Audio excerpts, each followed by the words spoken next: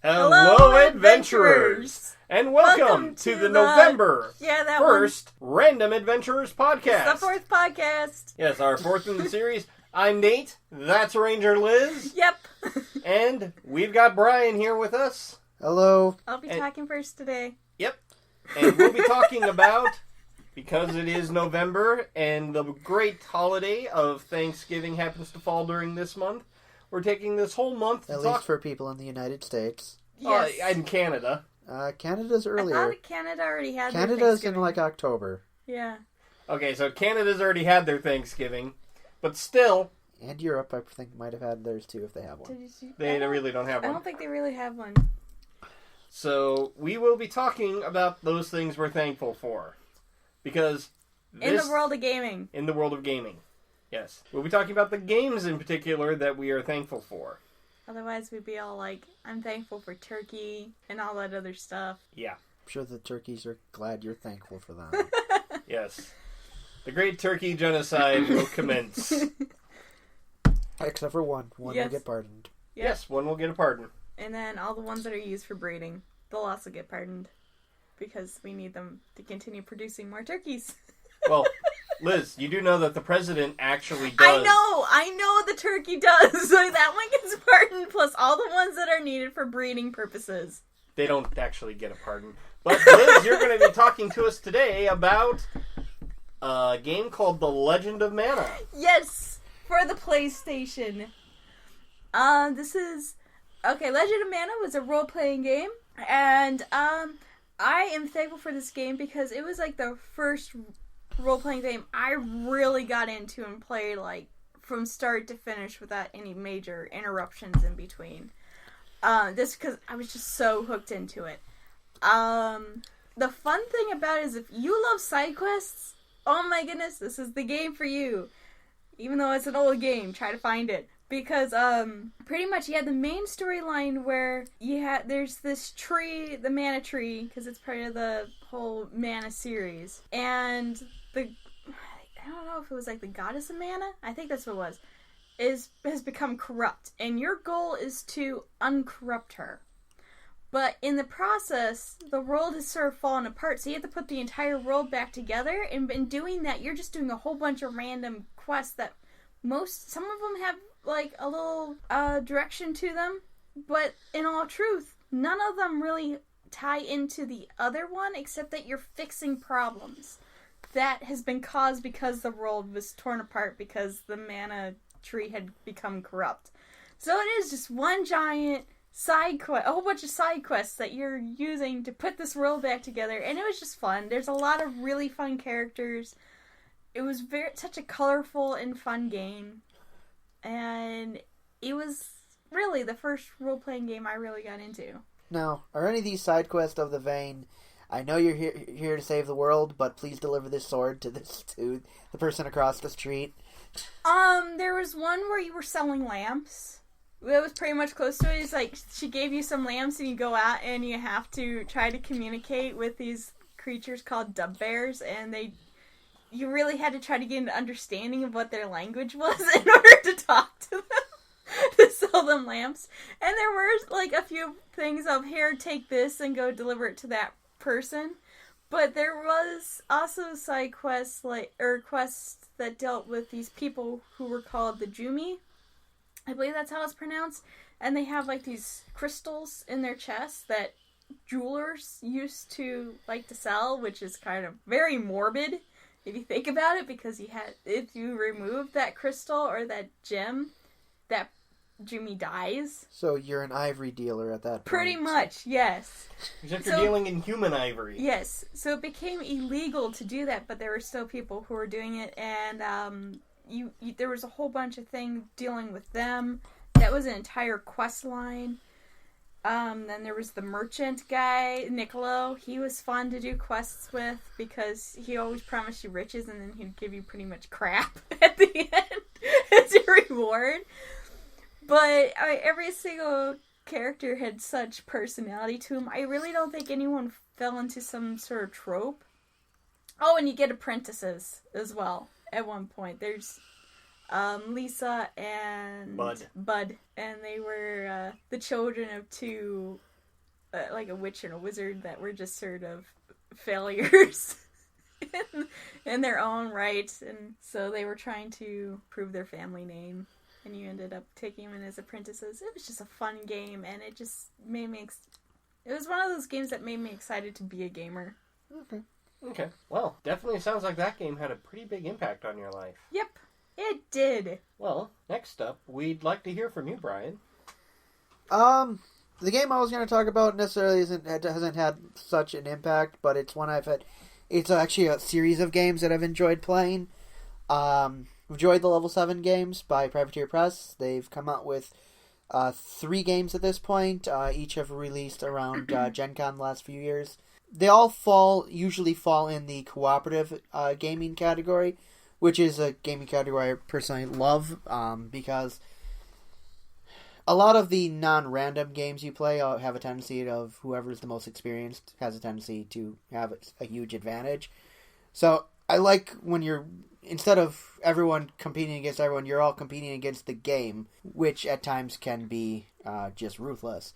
First Level 7 game is more of a survival horror game. You wake up in a underground facility where you've been experimented on by a group of aliens, and you're basically just trying to get out. You're managing your fear levels in order to do this.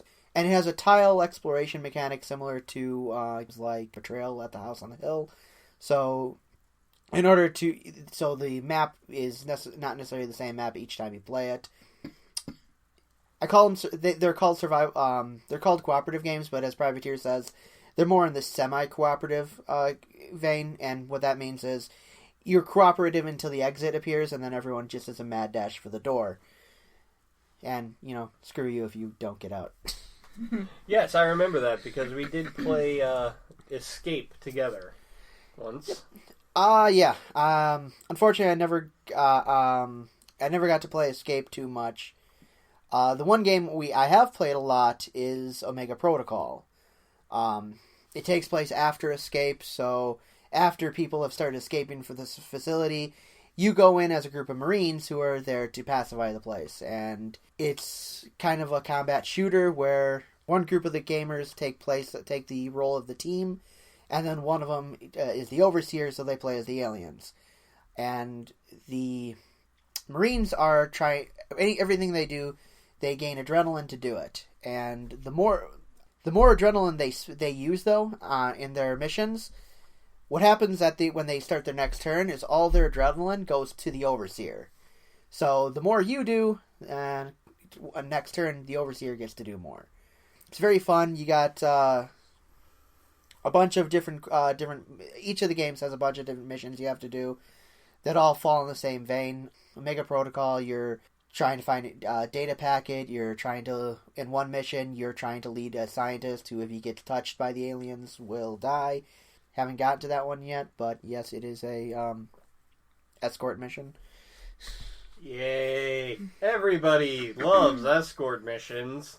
Said no one ever. It's a fun game. The only thing I get frustrated with, because I'm always the overseer, is there's one character in there that messes the overseer a lot, so it makes it harder for the overseer to do things and takes away all my adrenaline. I hate that character. But otherwise, it's a fun game. And then there's the game Privateer just came out with, Level 7 Invasion, which is more of a resource management game where you're trying to basically repel an alien invasion. A different group of aliens this time. Oh, I see. The first group of aliens had been running away from this group of aliens, and they want to finish them off. Well, crap. That kind of sounds. And this one's up to 5 players. Each player takes on a role of one coalition of the Earth, and you're allocating your resources, leveling up your technologies. You're sending out new units of troops to repel the invaders. All in the hope of just, making it to the end because the previous aliens are working on some kind of project that will repel the aliens once and for all. So you're trying to get that funded so you're trying to repel the invaders until the program gets fully researched, and then you win. Hopefully. The only thing I don't like about that, and this is something we've never experienced in it, but it can happen, is there is an element of player elimination in that game. So if one faction were to get hit heavily on it, they could theoretically be eliminated early in the game. Like I said, it hasn't come up. We haven't really seen that problem. But it's one that I'm not looking forward to if it ever happens. I see. So is that one everybody versus the board again? Yes, that one's everyone's versus the board. Mostly cooperative, other than, as I said, if your faction gets eliminated, you technically can't participate in the winner circle. But that's like a technicality. Okay, I didn't win, but the Earth won, and I'm part of the Earth. Now more literally, because I'm 6 feet under it. It works. It works, yeah. As I said, though, I really like the cooperative games in general, simply because you're all working together at that point. Mm-hmm. Yeah. Well, yeah, it's my turn. So what game are you thankful for, Nathan? Well, I'm thankful for classic Battletech.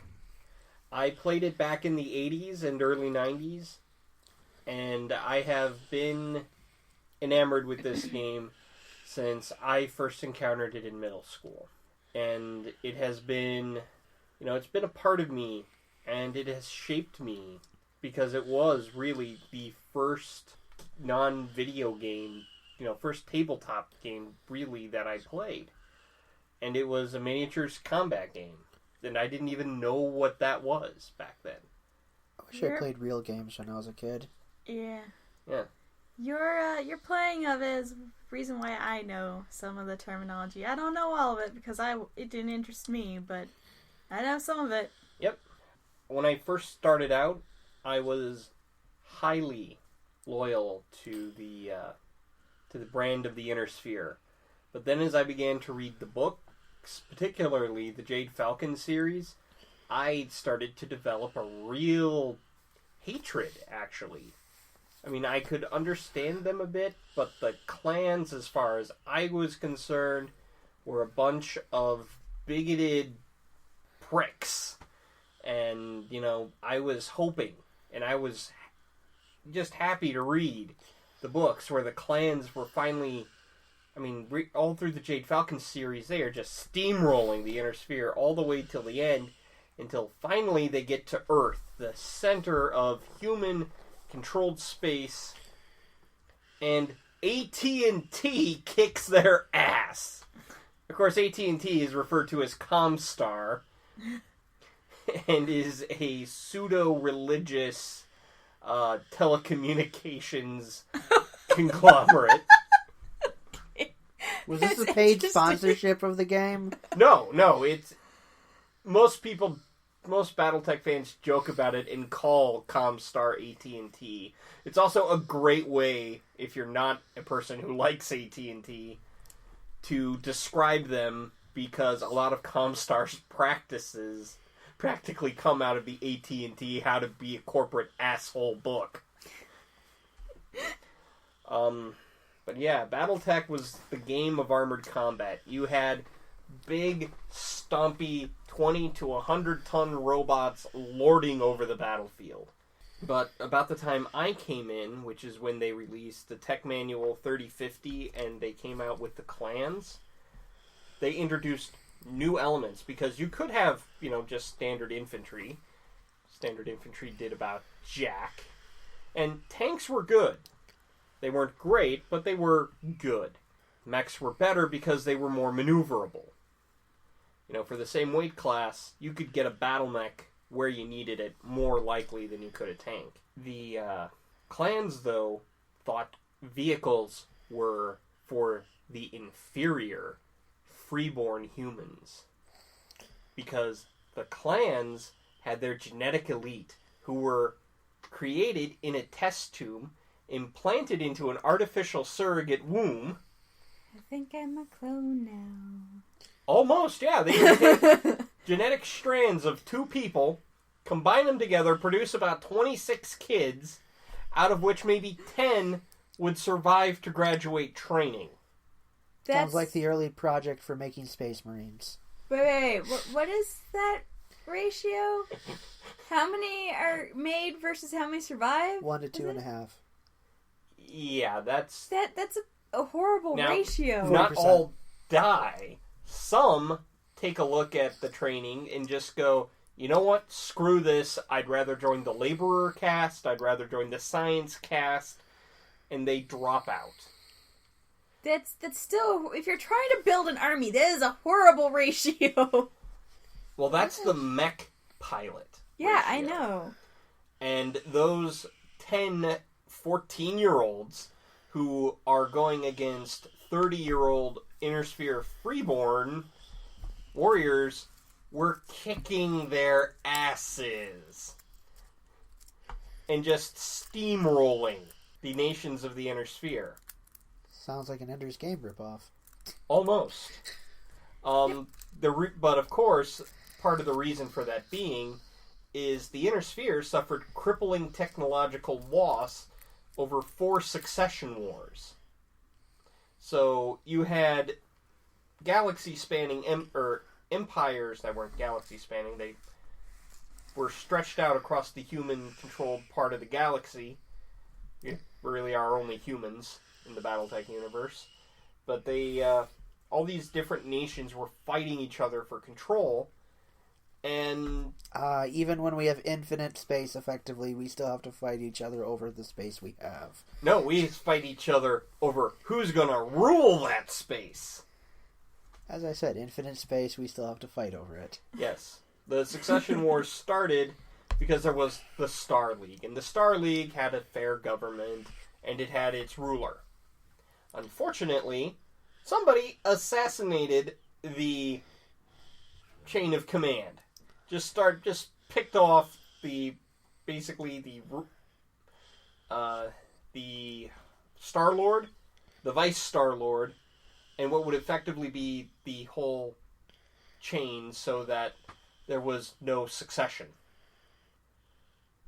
And at that time, General Kerensky took a look at the people who would be stepping in. Well, eventually you have to find somebody.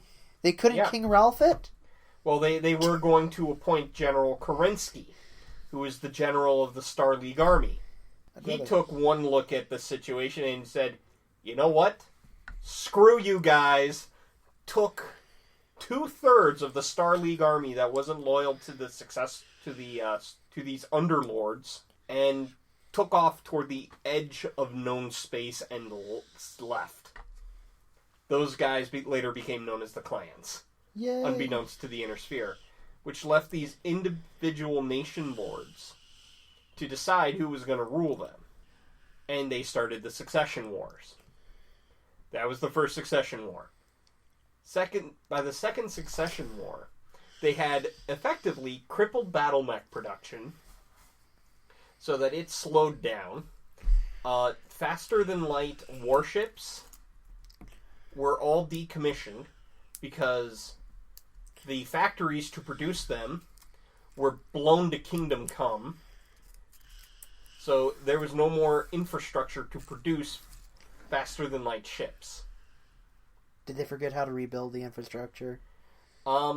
Actually, yes, they had. Due to technological loss over about 1,000 years. It's starting to sound more and more like the 40K universe every second. Well, during the 80s, you had a lot of that.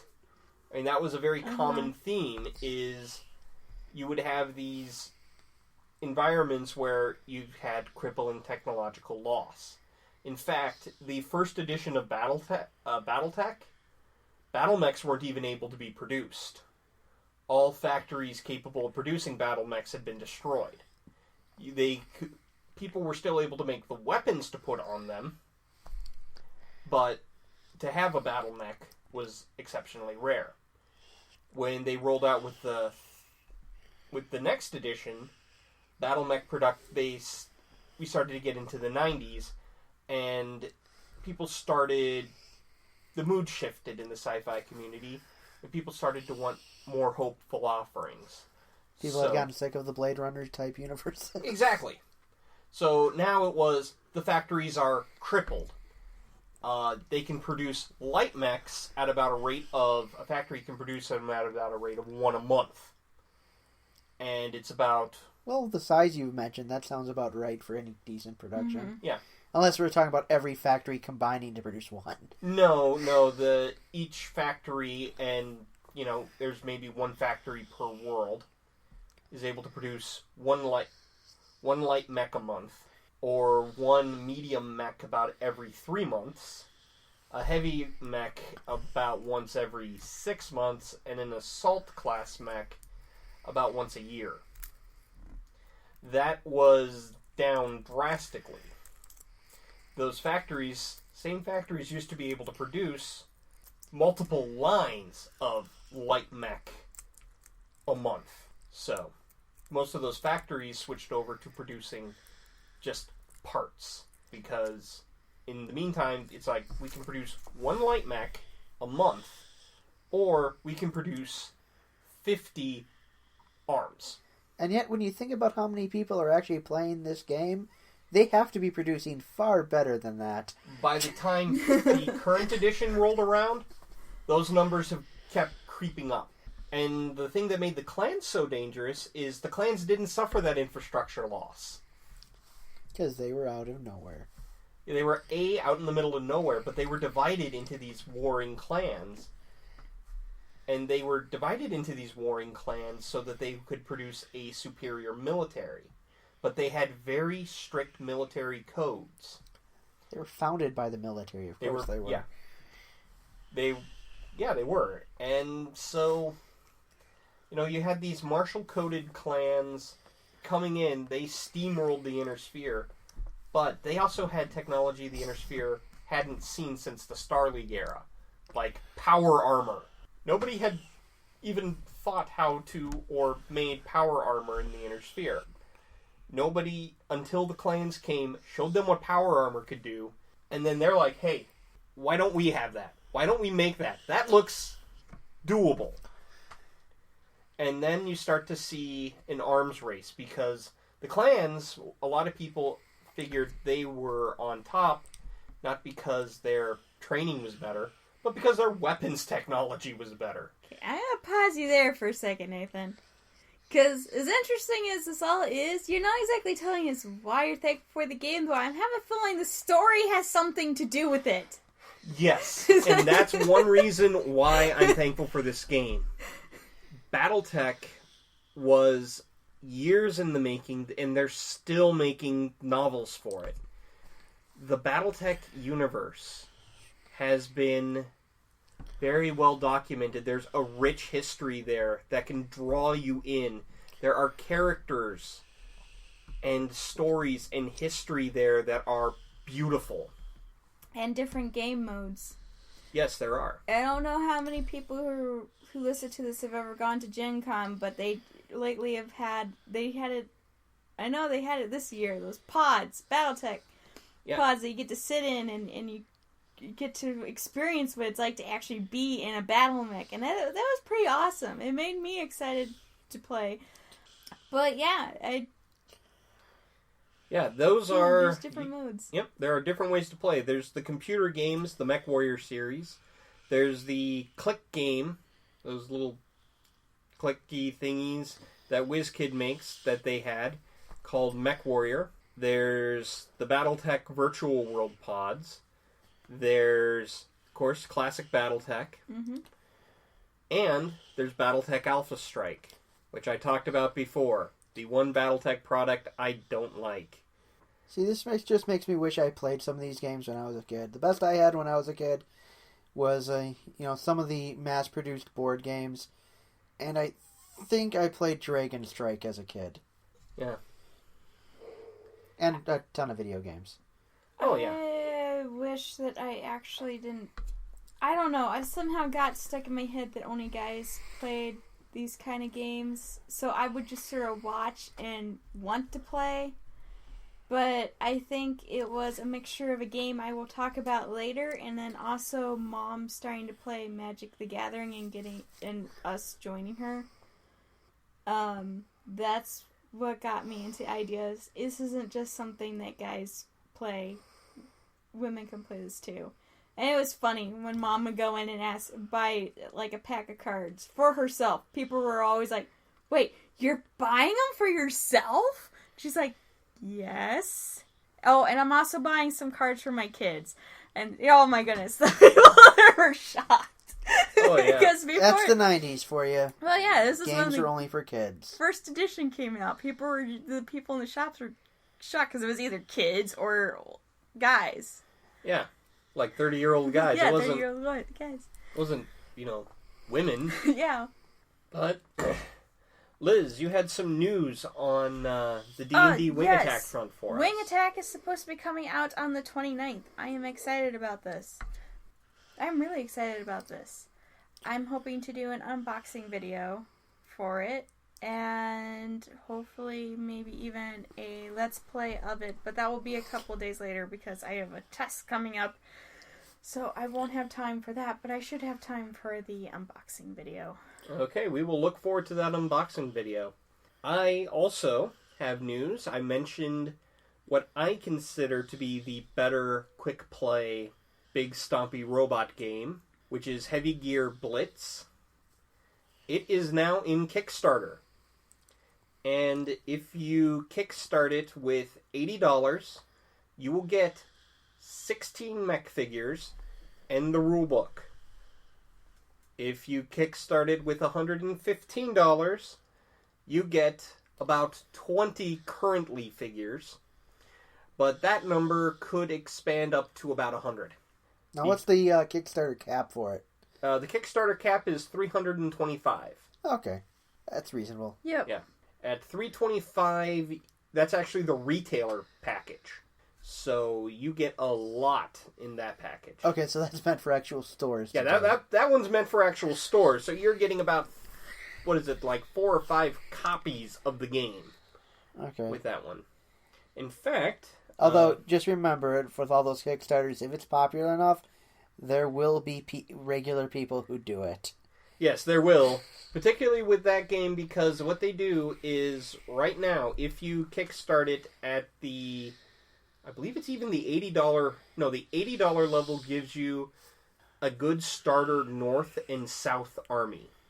If you kickstart at the $115 level, you get a North and South army, a Earth Coalition army, and you get the other colony army, who are now invading Terra Nova. So it's for their own expanding timeline, the War of Terra Nova, or the Battle for Terra Nova.